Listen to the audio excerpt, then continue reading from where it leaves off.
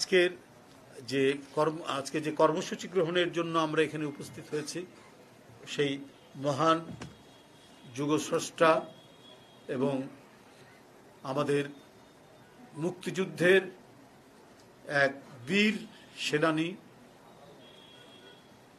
Sector commander, স্বাধীনতার ঘোষক জিয়াউর রহমান, তার স্মৃতিকে আমরা বারবার স্মরণ করি। তার স্মৃতি আমাদের সব সময়ের জন্যই জাগরুক, দেশের মানুষের জন্য জাগরুক। তার শাহাদাত বার্ষিকী উপলক্ষে আমরা তাই কর্মসূচি গ্রহণ করেছি। সেই কর্মসূচি এখন আমি আপনাদের সামনে জানিয়ে দিচ্ছি যে আমরা 25শে মে থেকে 1 জুন পর্যন্ত 7 দিন ব্যাপী কর্মসূচি, এই 7 দিন ব্যাপী কর্মসূচি আমরা গ্রহণ করেছি। এর মধ্যে ঈদ পড়বে, এই কারণে হয়তো কেউ যদি কোনো আলোচনা সভা বা অন্য কিছু 2-1 দিন পরেও করে তাতেও কোনো অসুবিধা নেই। তবে আমাদের কর্মসূচি 25 তারিখ থেকে 1 জুন পর্যন্ত এটি চলবে। শাহাদাত বার্ষিকী উপলক্ষে পোস্টার প্রকাশ করা হবে। শাহাদাত বার্ষিকী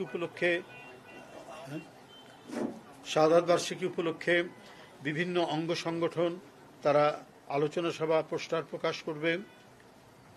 এবং 31শে মে রবিবার বেলা 2টায় বিএনপির উদ্যোগে রাজধানীর রমনাস্থ ইনস্টিটিউশনে যে দলের পক্ষ থেকে যে আলোচনা সভাটা হয়, সেই আলোচনা সভাটি অনুষ্ঠিত হবে।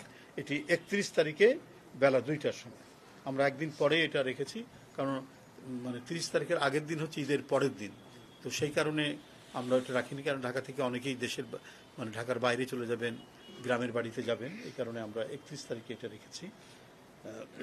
এছাড়াও আপনারা জানেন যে দিবসটি উপলক্ষে বরাবরের মতোই ভোর 6টায় দলের নয়াপল্টনস্থ কেন্দ্রীয় কার্যালয় সহ সারা দেশে দলীয় পতাকা অর্ধনমিতকরণ করা হবে, হাফমাস্ট এবং কালো পতাকা উত্তোলন করা হবে। ওই দিন অর্থাৎ 30শে মে ভোর 6টায় নয়াপল্টনস্থ কেন্দ্রীয় কার্যালয়ে দলীয় পতাকা অর্ধনমিতকরণ ও কালো পতাকা উত্তোলন করা হবে। ওই দিন সকাল 11টায় দলের এখানে যেতে পারে, সকাল 11টায় দলের সিনিয়র নেতৃবৃন্দ সহকারে বিএনপির নেতৃবৃন্দ এবং অঙ্গ সংগঠনের নেতৃবৃন্দ শহীদ রাষ্ট্রপতি জিয়াউর রহমানের মাজারে পুষ্পার্ঘ্য অর্পণ ও মাজার জিয়ারত করবেন এবং জিয়ারত শেষে জাতীয়তাবাদী ওলামা দলের উদ্যোগে মাজার প্রাঙ্গণে দোয়া মাহফিল অনুষ্ঠিত হবে। আমরা প্রত্যাশা করছি প্রধানমন্ত্রীর নেতৃত্বে, দলের চেয়ারম্যান তার নেতৃত্বেই সকাল 11টায় আমরা মাজারে যাব। আমরা তার সাথে আলোচনা করে আমরা জিনিসটা ফিক্স করব যে উনি যাবেন। বরাবরই উনি যান, যেহেতু দেশে ফিরে এসছেন, তার নেতৃত্বেই যাওয়া হবে।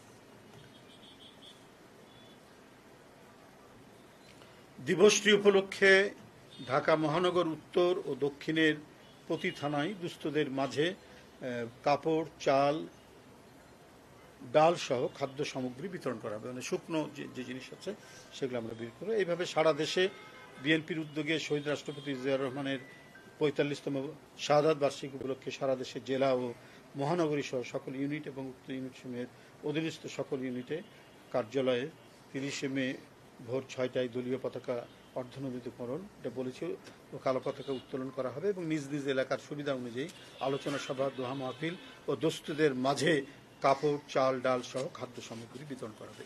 এছাড়াও আজকে যে আলোচনা হয়েছে, আলোচনা সভায় আমাদের বিভিন্ন নেতৃবৃন্দ তারাও কিছু দিয়েছেন, কর্মসূচিগুলো দিয়েছেন। যেটা আমাদের প্রধান কর্মসূচিটা আমাদের বললাম, তারা বলছে, এটাও আপনাদের কাছে বলে রাখি, সেটা হলো ওলামা দল তারা একটি আলোচনা সভা করবে, তারপরে জাসাস তারা একটি সেমিনার করবে 31শে মে, তারপরে উলফাত ভাইরা তারাও একটি, মুক্তিযোদ্ধা দল তারাও একটি সেমিনার করবে জিয়াউর রহমানের যুদ্ধ কৌশল বা এগুলোর উপর হয়তো একটা করবেন।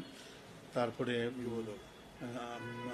আবুল কালাম তাঁতি দল তারাও আলোচনা সভা করবেন, পোস্টার করবেন। ছাত্রদল নাসির তিনি বলেছেন যে ওই দিন বিভিন্ন কার্যালয়ে, ছাত্রদলের কার্যালয়ে তারা মিলাদ করবেন বিভিন্ন শিক্ষা প্রতিষ্ঠানেই তো হয়, শিক্ষা প্রতিষ্ঠানে মিলাদ করবেন, রচনা প্রতিযোগিতা করবে এবং চিত্রাঙ্কন করবেন। নুরুল ইসলাম নয়ন যুবদলের সেক্রেটারি, নুরুল ইসলাম নয়ন এমপি যুবদলের সেক্রেটারি বলেছে পোস্টার করবেন 10টি বিভাগে। আচ্ছা ঠিক আছে, 10টি বিভাগে 10টি আলোচনা সভা তারা করবেন এবং তার কর্মময় জীবনের উপর বিভিন্ন কন্টেন্ট তারা তৈরি করবেন। জিলানি এমপি যে স্বেচ্ছাসেবক দলের সভাপতি, তিনিও বলেছেন পোস্টার করবেন, আলোচনা সভা করবেন এবং যদি প্রধানমন্ত্রীর কর্মসূচি হয় বিভিন্ন স্পটে তো যেমন যান অ্যাজ বিফোর, তাহলে স্বেচ্ছাসেবক দলেরও যেন একটা রাখা হয়, স্পট রাখা হয়। মিন্টু মহানগর দক্ষিণ সে বলেছে যে তারা পোস্টার করেছে এবং তারা ইতিমধ্যেই বিভিন্ন থানায় বসেছে, এছাড়াও বিবিধ কর্মসূচি।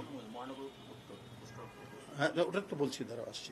মুস্তফা জামান এবং জাহাঙ্গীর দুজন নেতা উত্তরের, তারা বলেছে তারা পোস্টার করবে, বিভিন্ন প্রোগ্রামের জন্য তারা ইতিমধ্যে বসেছে এবং বিভিন্ন ইউনিটেও তারা কর্মসূচি করবে এবং দুস্থদের মাঝে তারা নানা ধরনের দ্রব্যাদি বিতরণ করবে। মহিলা দল তারা বিভিন্ন প্রোগ্রাম করবে, তারাও সেখানে কর্মসূচি করবে, আলোচনা সভা করবে। এছাড়াও আচ্ছা ঠিক আছে, তুমি তো করেন, কৃষক দল আলোচনা সভা করবে, শ্রমিক দলও আলোচনা সভা করবে, আর হলো